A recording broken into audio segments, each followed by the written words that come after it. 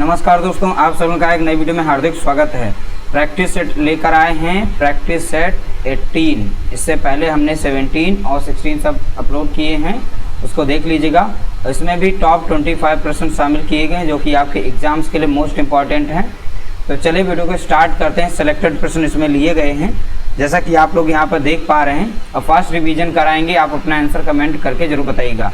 जो लोग हमारे चैनल से नहीं जुड़े हैं तो वो लोग जुड़ जाइए, और डेली आप लोगों को रेगुलर जो है हमारे चैनल पर इस तरीके से वीडियोस देखने को मिलती हैं। इसमें टॉप सिलेक्टेड प्रश्न दिए जाते हैं। जोगी मारा के चित्र बने हैं, तो जोगी मारा के चित्र बने हैं, तो जोगी मारा के चित्र कहाँ पर बने? यहाँ पर 4 ऑप्शन दिए गए हैं। पहला ऑप्शन दिया गया है, दूसरा, तीसरा और चौथा।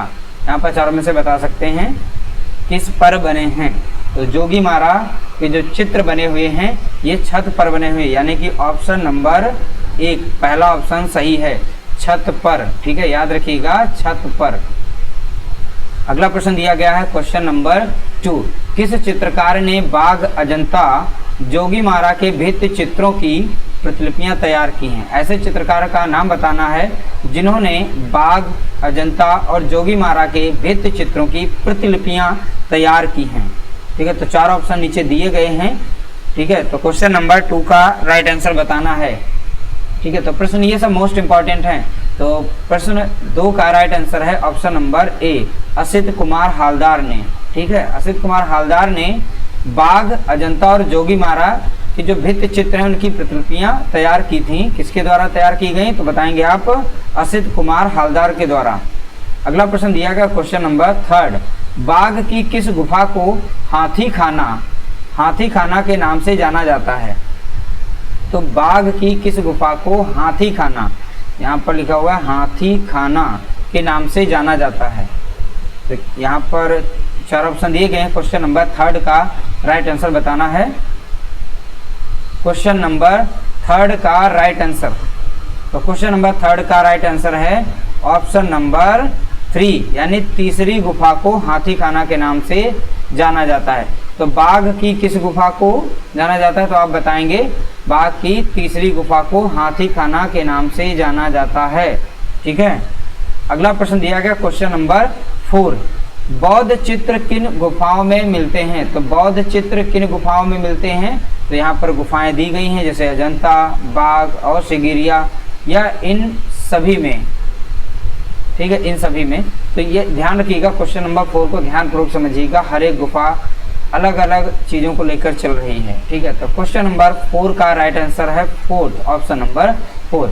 तो बौद्ध चित्र जो है अजंता में भी मिलते हैं, बाघ गुफा में मिलते हैं, और सिगरिया की गुफाओं में भी बौद्ध चित्रों या बौद्ध की गुफाएं हैं। ठीक है, तो ऑप्शन नंबर 4 करेक्ट आंसर है। अगला प्रश्न दिया गया क्वेश्चन नंबर 5। मार विजय, ठीक है, तो मार विजय जो है कि अजंता की किस गुफा में मिलता है? यहाँ पर मिस्टेक हो गई, टाइप देखते हैं। ठीक है, तो मार विजय जो है अजंता की किस गुफा में चित्रित है, ये बताना है। तो मार विजय जो है किस गुफा में चित्रित है, गुफा संख्या बतानी है। क्वेश्चन नंबर 5 का राइट आंसर है 2, ऑप्शन नंबर 2। गुफा संख्या 1 में मार विजय चित्र जो है अजंता की गुफा में चित्रित किया गया है। तो गुफा संख्या 1 में चित्रित किया गया है। अगला प्रश्न दिया गया क्वेश्चन नंबर 6। सित्तनवासल की गुफाएं कहाँ स्थित हैं? तो सित्तनवासल की गुफाएं कहाँ स्थित हैं? तो क्वेश्चन नंबर 6 का राइट आंसर आप बता सकते हैं। क्वेश्चन नंबर 6 का राइट आंसर है ऑप्शन नंबर 3। ठीक है, ऑप्शन नंबर 3, तमिलनाडु में। तो तमिलनाडु करेक्ट आंसर है। अगला प्रश्न दिया गया है क्वेश्चन नंबर 7। राजमहल में रानी, ठीक है, राजमहल में रानी अजंता के किस गुफा संख्या का भित्ति चित्र है? तो राजमहल में रानी तो अजंता की किस गुफा में चित्रित किया गया है, ये बताना है। क्वेश्चन नंबर 7 का राइट आंसर, क्वेश्चन नंबर 7 का राइट आंसर है पहला, गुफा संख्या 1 में राजमहल की रानी का चित्र चित्रित किया गया है। तो option number A correct answer है। अगला प्रश्न दिया गया क्वेश्चन नंबर 8। ठीक है, तो जैन लघु चित्रों का प्रमुख विषय क्या है? तो जैन लघु चित्रों का प्रमुख विषय क्या है? तो क्वेश्चन नंबर 8 का राइट आंसर बताना है। क्वेश्चन नंबर 8 का राइट आंसर है तीर्थकर और उनकी जीवनी। तीर्थकर और उनकी जीवनी। तो जैन लघु चित्रों का प्रमुख विषय क्या है, तो आप बताएंगे तीर्थकर और उनकी जीवनी। ऑप्शन नंबर 3 करेक्ट आंसर है। अगला प्रश्न दिया गया है क्वेश्चन नंबर 9, अपभ्रंश चित्रों का विषय, ठीक, क्या विषय, यानी कि अपभ्रंश चित्रों का विषय क्या था, किस पर बनाते थे चित्र।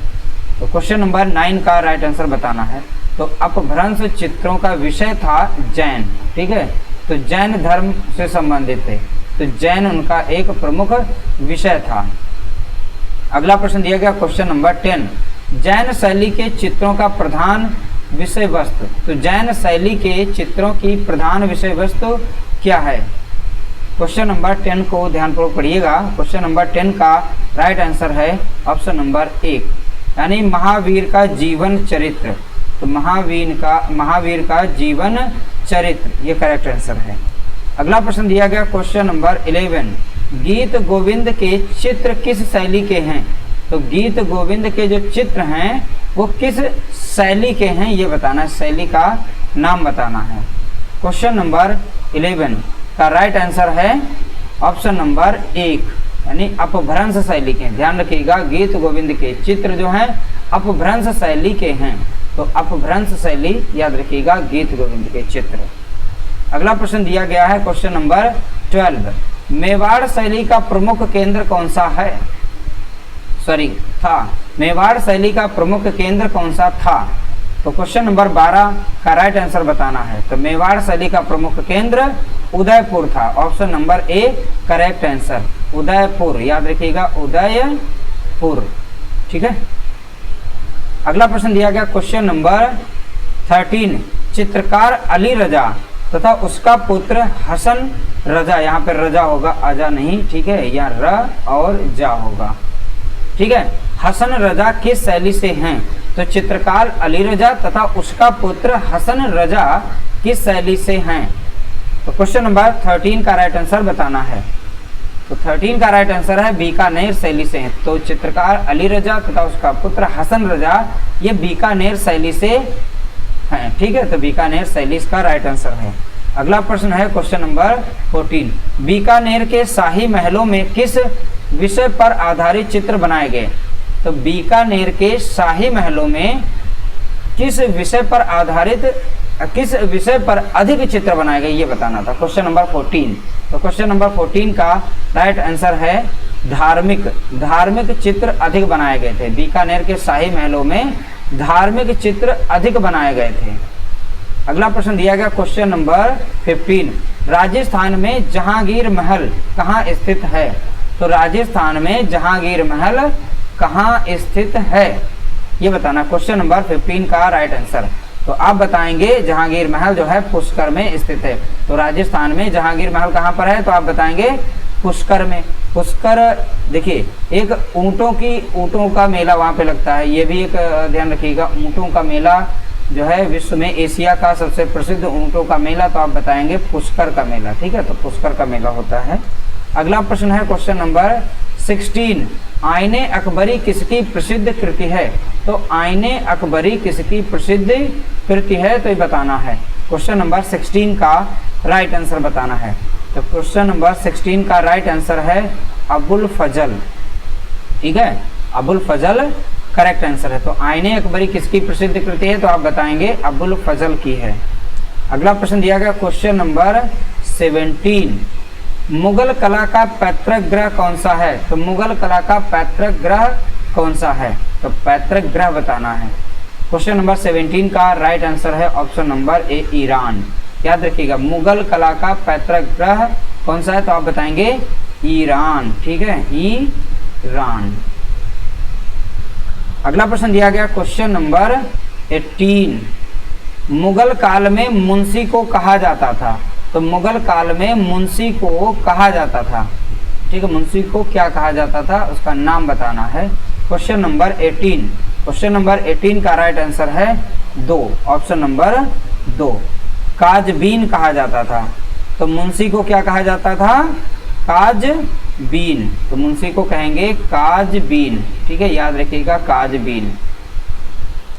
अगला प्रश्न दिया गया क्वेश्चन नंबर 19, अकबरी की चित्रशाला में कुल कितने गुजराती चित्रकार थे? तो अकबर की चित्रशाला में कुल कितने गुजराती चित्रकार थे? तो गुजराती चित्रकारों की संख्या बतानी थी। तो क्वेश्चन नंबर 19 बताना है कि इसका आंसर क्या है। इसका राइट आंसर है तो गुजराती चित्रकार उसमें 6 थे, यानी 6 उनकी संख्या थी, तो 6 संख्या थी उनकी। ठीक है, अगला प्रश्न दिया गया क्वेश्चन नंबर 20, आखेट चित्र किसके समय में बनाए गए? तो आखेट चित्र जो हैं ये किसके समय में बनाए गए ये बताना है। आखेट चित्र किसके समय में बनाए गए? क्वेश्चन नंबर 20 का राइट आंसर है ऑप्शन नंबर 3। इसका राइट आंसर है जहांगीर। तो याद रखिएगा आखेट चित्र किसके समय में बनाए गए? तो आप बताएंगे जहांगीर के समय में बनाए गए थे। अगला प्रश्न क्वेश्चन नंबर 21, मुगल ग्रंथ हमजानामा चित्रित है, तो ये किस पर चित्रित है? तो मुगल ग्रंथ जो है हमजानामा ये किस पर चित्रित है ये बताना है। क्वेश्चन नंबर 21, तो क्वेश्चन नंबर 21 का राइट आंसर है ऑप्शन नंबर 2, कागज पर चित्रित है। तो हमजानामा किस पर चित्रित है? तो आप बताएंगे कागज पर। ठीक है, तो कहाँ बताएंगे? कागज पर। अगला प्रश्न दिया गया है क्वेश्चन नंबर 22, कुल्लू शैली का प्राचीन नाम था। तो कुल्लू शैली का प्राचीन नाम बताना है। कुल्लू शैली का प्राचीन नाम बताइए कमेंट करके जल्दी से, अगर आप लोगों को पहले से पता है और नाम बता रहे हैं। देखिए क्वेश्चन नंबर 22 का राइट आंसर है कुल्ट नाम था। तो कुल्लू का प्राचीन नाम था क्या? कुल्ट। ऑप्शन नंबर 2 यहाँ पर सही है, कुल्ट कहा जाता था। ठीक है, ऑप्शन नंबर 2। अगला प्रश्न दिया गया क्वेश्चन नंबर 23, पहाड़ी चित्रकला में रसमंजरी का अंकन किस शैली में हुआ है? तो पहाड़ी चित्रकला में रसमंजरी का अंकन किस शैली में हुआ है? क्वेश्चन नंबर 23 का राइट आंसर है ऑप्शन नंबर 3, बसोहली। ठीक है, सॉरी बसौली। याद देखिएगा ऑप्शन नंबर 3 सही आंसर है। सॉरी, अगला प्रश्न दिया गया क्वेश्चन नंबर 24, गीत गोविंद के रचनाकार हैं। तो गीत गोविंद के रचनाकार का नाम बताना है। इसका राइट आंसर है क्वेश्चन नंबर 24 का right answer option number 2, Jayadev. ये 2021 में पूछा गया था। ठीक है, तो गीत गोविंद के रचनाकार तो आपको बताना है, तो यहाँ पर गीत गोविंद के रचनाकार जयदेव। अगला प्रश्न आज की वीडियो का लास्ट प्रश्न, कांगड़ा किस चित्रकला की शैली है? तो कांगड़ा जो है किस चित्रकला की शैली है ये बताना है। क्वेश्चन नंबर 25 का राइट आंसर, तो क्वेश्चन नंबर 25 का राइट आंसर है ऑप्शन नंबर 4, पहाड़ी शैली का। तो कांगड़ा यहाँ पर याद रखिएगा, कांगड़ा, तो कांगड़ा से पहाड़ी चित्रकला को याद रखिएगा। तो कांगड़ा पहाड़ी चित्रकला की शैली है। तो पहाड़ी चित्रकला की शैली इस तरीके से टॉप 25 हमने शेयर किए। इसमें कितने मिले आपके नंबर, आपको कितने मिले हैं बता सकते हैं। तो अगर आपने वीडियो को लाइक नहीं किया तो लाइक कर दीजिए, चैनल को सब्सक्राइब नहीं किया है तो प्लीज़ आप लोग सब्सक्राइब जरूर कर दीजिएगा। चैनल पर पहली बार हो तो आप लोग जो है अच्छे से हमारी सभी वीडियोस को देखिए, हमारा कंटेंट कैसा है आप लोग कमेंट करके बताइएगा। और आप लोगों के लिए सिलेक्टेड कई बुकों से प्रश्न निकाल कर लेकर आते हैं, तो जी इस तरीके से आप लोगों की तैयारी हो जाएगी। एक बुक से काम चलने वाला नहीं है, सेल्फ स्टडी भी आप करते जाइए और अच्छा आप स्कोर करेंगे। ठीक है, तो मिलते हैं एक नई वीडियो के साथ, तब तक के लिए नमस्कार, जय हिंद, जय भारत, वंदे मातरम।